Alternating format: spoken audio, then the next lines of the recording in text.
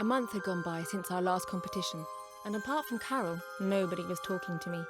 How could I make them understand that that was not the best way to deal with me? If they wanted me to stay, I needed them to come right out and say it. The silent treatment just made me want to leave. Even now, I find it really hard to think back to that Christmas week. There are times in your life that are best forgotten, like the ones I'm about to relate now.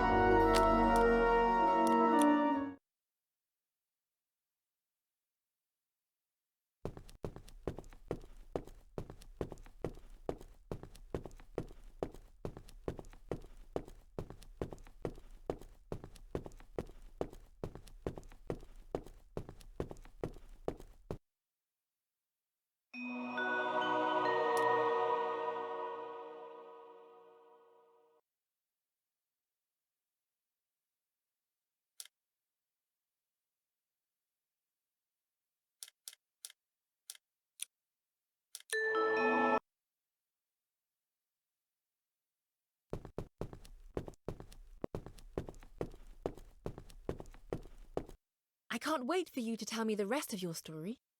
I'm getting there. After that magical meeting, my mind was made up. I wanted to spend my life with horses. I talked to my parents the very next day, but they were not very encouraging. They didn't want you to ride horses.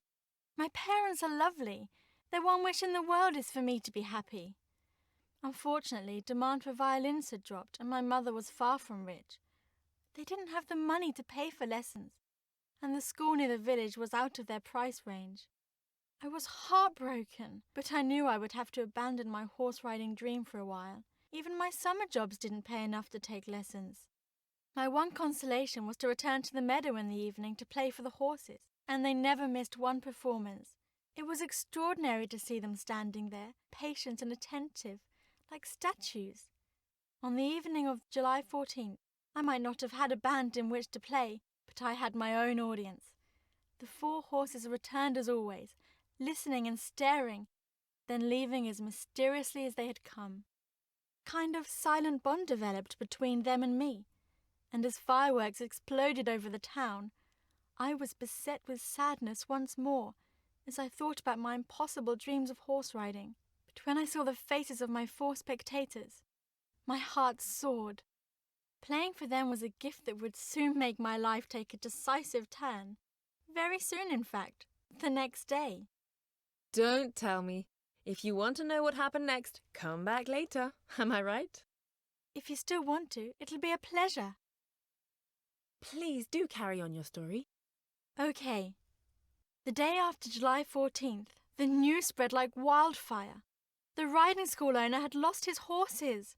A driver who'd had too much to drink had careered into the gate of his meadow and the horses had escaped. The search was already on and the owner was desperate. He was convinced they were already miles away and that he'd never see them again. I had a totally wild idea.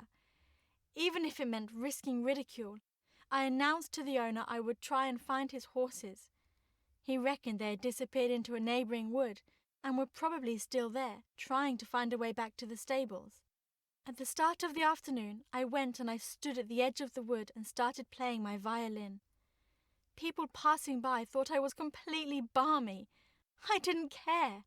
I don't know how long I played for, but it was already well into the afternoon when I heard the sound of hooves. And one by one the horses emerged from the wood and stopped in front of me for a while before going on their way to the stable. The owner was over the moon and offered me a reward. I refused to take the money he offered and suggested instead I be given free lessons at his school in exchange. He accepted immediately. And that is how, after many months of intense training, I found myself here. That really is an incredible story, a real fairy tale. And that's how it really happened. I always wondered if the horses did it deliberately. But how would you answer such a question? But it is because of them that I am here today. That was a marvellous story. It just shows how sensitive you are and how horses understand that. Your place is definitely here at the academy. Like everyone here, I think. That's the end of my adventure, but I'm sure the others have great stories to tell as well.